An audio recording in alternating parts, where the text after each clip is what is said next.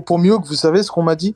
Et on me l'a dit pas mal de fois. On m'a dit que Mihawk, il avait le meilleur acquis de l'armement de tous les temps dans One Piece. Avec Ryuma. Avec Ryuma, c'est les deux qui avaient le meilleur acquis de l'armement de tous les temps. Oken, On souffle. Oken, j'ai l'impression que t'as envie de chier sur Mihawk, donc je te laisse la parole, mon ami. Vas-y, exprime ta colère. Je sens que t'as envie de chier dessus. Non, mais Mihawk, franchement, écoutez bien ce que je vous dis. Il y a beaucoup de personnes qui vont me prendre pour un fou, mais vous verrez que c'est la vérité. Zoro, actuellement, il bat Mihawk. Ça sert à rien de dire qu'il lui offre un gros combat. Pour moi, Zoro, il est plus fort que Mihawk actuellement. Mihawk, s'il se bat contre Cracker, c'est un combat qui est très très chaud. Maintenant, Mihawk, je pense quand même qu'il va battre Cracker, mais je vous jure, hein, je vous promets que Zoro, il bat Mihawk à l'heure actuelle. Alors attends, je suis désolé. Tu as dit qu'on allait te prendre pour un fou. Mais je suis désolé. À part les fous, qui peut te prendre pour un fou? Parce que je suis désolé. Si tu mets Crocodile devant Zoro, si Zoro veut frapper quelqu'un, et que Crocodile le stoppe, il lui dit tu bouges pas. Qu'est-ce qui se passe? Et il va faire Zoro le tranche comme il a tranché Monet. Voilà, merci beaucoup. Donc pourquoi est-ce qu'on te prendrait pour un fou alors que Mihawk ne passe même pas Crocodile? Au bout d'un moment, soyons factuels. Pour moi, c'est pas un truc de fou de dire que Mihawk, c'est Regarde, pas... c'est simple. J'ai un bon exemple. Tu vois, Mihawk, quand il poursuivait Luffy à Marineford, il le poursuivait pendant pas mal de temps, il a même pas réussi à le toucher. Zoro, il poursuivait Apu, et en un seul coup, en un éclair, il a réussi à chlasser Apu, à le trancher, à récupérer l'antidote, alors que Apu avait quand même un niveau bien supérieur à Luffy à Marineford. Le problème qu'il y a avec ce que tu dis là, c'est que toi, tu parles en termes de faits. Toi, t'es dans le concret, t'es dans le réel. C'est-à-dire que d'un côté, t'as Mihawk, il pourchassait Luffy. Crocodile lui a dit, tu bouges pas. Je restreins ta liberté, tu bouges pas. Il a pas passé. D'un côté, t'as ça. D'un autre côté, t'as Zoro, comme tu le dis. Il voulait quelque chose. Il l'a foudroyé Apu, il l'a récupéré. Ça, c'est du concret. Mais qu'est-ce qu'on va te répondre? On va te répondre en dehors de ça. On va te dire, oui, mais tu comprends pas. Il a une épée noire. Mais on en a rien à foutre qu'il a une épée noire. Qu'est-ce qu'on en a? Oui, mais c'est l'objectif. Mais on en a rien à foutre. On vous parle en termes de concret. On vous parle d'actions réelles. Vous nous parlez de trucs annexes, des trucs... Mais non, on est dans le concret là. On est dans le concret. C'est un fait ce que tu nous dis là. Donc moi, ce que je veux plus entendre, c'est Mihawk n'était pas sérieux, Mihawk n'était pas à fond. Mais qui est-ce qui vous a dit qu'il n'était pas sérieux? C'est quoi, vous avez parlé avec Mihawk? avec lui. Ils ont parlé avec lui. C'est le plan de Sengoku. C'est le plan de Sengoku. Non, c'est très grave. Le pire, par contre, soyons... Par contre, au bout d'un moment, il faudrait arrêter avec c'est le plan de Sengoku. Quand Mihawk a reporté, le plan de Sengoku a démarré à ce moment-là.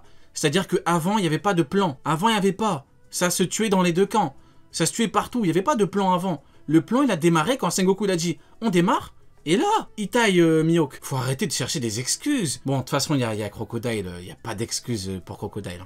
Il y en a vraiment pas. Moi, j'ai une question. Est-ce que King ou Zoro actuel se bat contre un Vista, osez dire à King ou à Zoro, c'est mieux pour nous deux qu'on reporte le combat. C'est mieux pour nous deux. Non, King, il dit à Vista, j'ai toujours dit, c'est mieux pour nous. Non.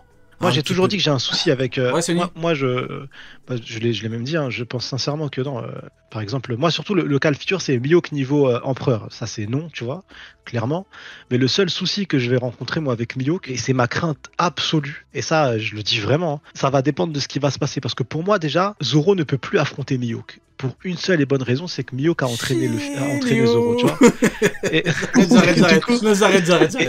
ce que j'aurais kiffé, tu vois, c'est que ce qui serait intéressant, et là j'aurais pu dire ouais il va affronter Mihawk, c'est que Zoro, au lieu d'être envoyé chez Mihawk, ils sont envoyés chez Vista, tu vois. Ça aurait pu être intéressant de voir Vista entraîner Zoro, tu vois, ça aurait pu vraiment, je trouve, plus intéressant qu'un Mihawk, parce que Mihawk du coup il reste inaccessible, on t'envoie du lourd à ce sujet. Là il l'a entraîné, il lui a appris les bases du haki, il l'a développé, et après pour te dire bah vas-y, tu m'as entraîné pour arriver à ton niveau, il s'est passé des choses, je vais te vaincre. Je trouve que ça désacralise en fait le côté. On le voit moins en vrai. Ouais, c'est ça. Et le pire, c'est qu'on le voit beaucoup. Et le problème, c'est qu'on a vu Mihawk sans rien voir. Et ça aussi, c'est important, tu vois. On l'a vu, mais on n'a pas regardé. On a vu Mihawk, mais on n'a pas regardé son niveau Yonko. Mais quand je dis qu'on l'a vu sans rien voir, c'est dans le sens où, par exemple, on n'a jamais vu un épéiste qui partageait le rêve de Zoro, qui a affronté Mihawk, qui a perdu, qui qui a enrichi le lore de Mihawk, tu vois, parce que tu peux voir un personnage, il peut être développé sans même qu'on puisse le voir. Le problème de Mihawk, c'est qu'on l'a vu et qu'il a même pas été développé. Pas comme oui. Et que ce qu'on voit pas n'a pas été développé. Et que là, d'un seul coup, on nous dit comme ça que c'est un empereur, que il est inatteignable, qui peut vaincre n'importe qui dans le monde de One Piece actuellement, que ça sort de nulle part en fait. Et nous, les faits qu'on voit à Marineford, c'est l'opposé complet de ce qu'on nous dit là. Pour moi, un mec qui se fait stopper par Vista, qui se fait même stopper par Crocodile. Par Crocodile. Moi, on me dit Crocodile, Yonko 1. Crocodile, c'est pas Yonko 1. Arrêtez vos bêtises.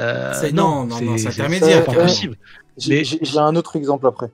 Mais du coup, tous ces éléments-là, mais moi, ma crainte, et pour revenir sur ma crainte, c'est qu'il est, et j'espère vraiment que ça n'arrivera pas, vraiment du fond de mon cœur que ça n'arrivera pas, c'est qu'il ait un power-up sorti de nulle part, qu'il ait un truc sorti de, comme ça, genre d'un seul coup. Genre le mec qu'on a vu à Marineford, c'est vraiment pas la même personnage, tu vois, rien à voir. Et ce serait ça, ça me fait peur. Je le dis, tu vois, ça me fait peur qu'on nous sorte d'un seul coup un Mihawk qui vient de nulle part, qui dénote complètement de ce qu'on nous a montré dans le manga factuellement. Ouais, ça fait peur, frérot, faut être honnête. Faut être honnête. Tu sais, moi, il y a des trucs qui me font flipper. Tu vois, moi, dans One Piece, il y a des trucs qui me font flipper. En fait, il y a un coin dans ma tête qui me dit, ça reste un manga qui est adressé à un public jeune. C'est une dinguerie. Non, mais c'est vrai. C'est un manga adressé à un public très jeune, One Piece. Tu vois, donc ils peuvent nous donner des choses pour faire plaisir à des gamins, tu vois. Ça, c'est effrayant. Pour moi, c'est impossible qu'il revienne Mihawk parce que il a été affiché comme le bras droit ou peut-être même juste le bras gauche de Baggy. Hein. C'est-à-dire, s'il revient à un niveau Yonko, mais c'est impossible. Bah, pour le monde et pour la marine, ce mec-là est plus faible qu'un Yonko. Pour la marine, ce mec-là est plus faible. Pour la marine, ça les a pas choqués que Baggy soit le chef de Mihawk. À moins que tu me dises que pour la marine, Baggy, c'est un niveau Xebec. Parce que là, va falloir se poser des questions. Ouken, tu voulais dire quoi par rapport à tout ça? Regarde, j'ai deux exemples. Le premier, Oden. Parce qu'il y en a beaucoup qui veulent comparer Mihawk et Oden. Oden, il est arrivé contre Barbe Blanche Prime. Le Prime, dès qu'il est arrivé sur la plage, Barbe Blanche, il a dit hey, reculez-vous, restez derrière moi, il y a quelque chose de dangereux qui approche. Barbe Blanche, il avait chaud, alors que Oden venait même pas pour se battre réellement, il venait vraiment pour que Barbe Blanche, il l'emmène avec lui. Et à Marineford, t'as Mihawk, hein, c'est ça exactement.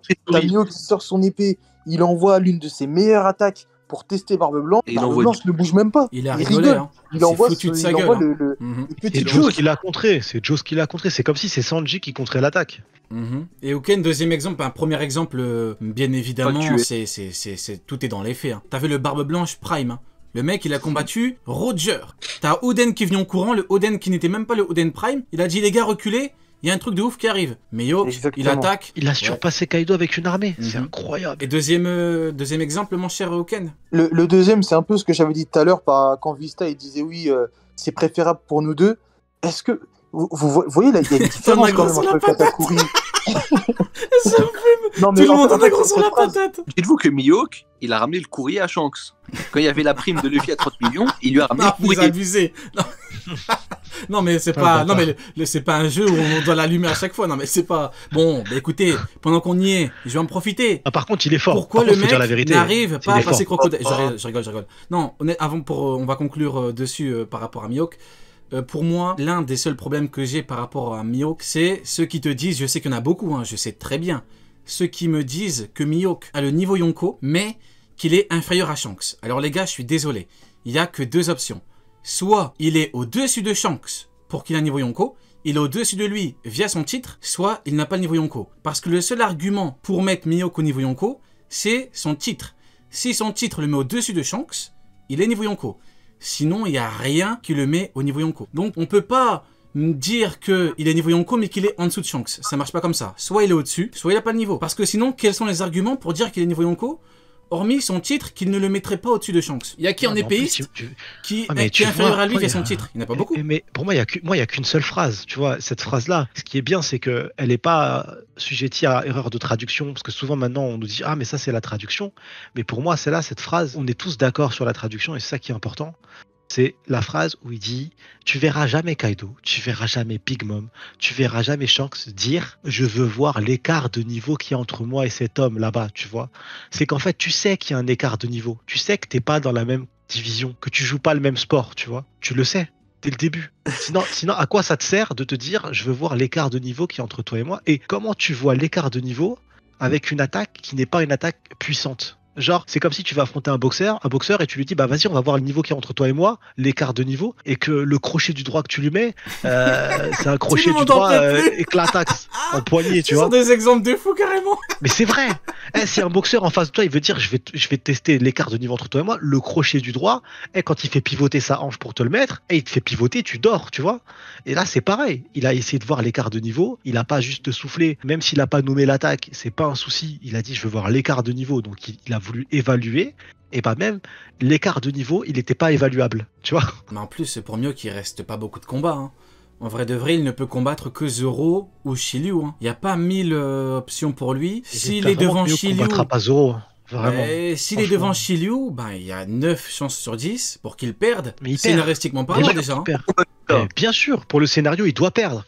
Et que ça soit par la ruse, que ça soit par n'importe quoi, si il y a affrontement, encore une fois, c'est conditionné à s'il y a un affrontement, il ne peut que perdre. Parce que l'équipage de Barbe Noire ne peut pas perdre avant d'avoir affronté l'équipage de Luffy. C'est comme Barbe Noire, Law. En fait, scénaristiquement parlant, Law ne peut pas le vaincre. Parce qu'il n'est pas destiné à un moment à Law. C'est pas s'imagine Law il gagne, c'est fini. Bah, plus l'intrigue Barbe Noire est finie. Bah ça y est, mais j'ai perdu contre Law. Il recompte, Vista il le bat. Ensuite, non mais honnêtement, je vais être honnête. Hein. Si Vista avait été l'entraîneur de Zoro pendant les 2 ans, j'aurais dit génial. Ok, Zoro va combattre Mihawk. J'aurais même pu dire pleurer si vous voulez, il va le combattre. Mais là, Mihawk l'a entraîné. Ça aurait été intéressant de ouf. Pourquoi Vista ça aurait été incroyable? Parce que on peut se dire Mihawk, il est au-dessus de Vista. Du coup, Vista, il a déjà atteint l'âge de son prime. Donc tout l'intérêt, la symbolique, c'est que Vista entraîne Zoro dans l'espoir, dans le but que Zoro surpasse le mec qui est au-dessus de Vista. Et ça aurait été incroyable. Tout comme Rayleigh. Rayleigh, il a entraîné Rayleigh a entraîné Luffy pour que Luffy batte quelqu'un qui est supérieur à lui. Kaido. Ivankov, qui a entraîné Sanji, elle l'a entraîné pour que Sanji batte quelqu'un qui est plus fort. Queen. Donc pourquoi pour lui ce serait différent? Non, je suis désolé. Shanks, il a refusé à Luffy de venir dans son équipage, il l'a pas entraîné, il n'a pas à l'entraîner parce qu'ils partagent un objectif commun, tu vois. Il n'a pas à l'entraîner en fait, tu vois. Shanks n'a pas entraîné Luffy, il lui a pas appris à utiliser le haki, il a rien appris du tout, à part le sauver de la noyade. Et tu parles de qui?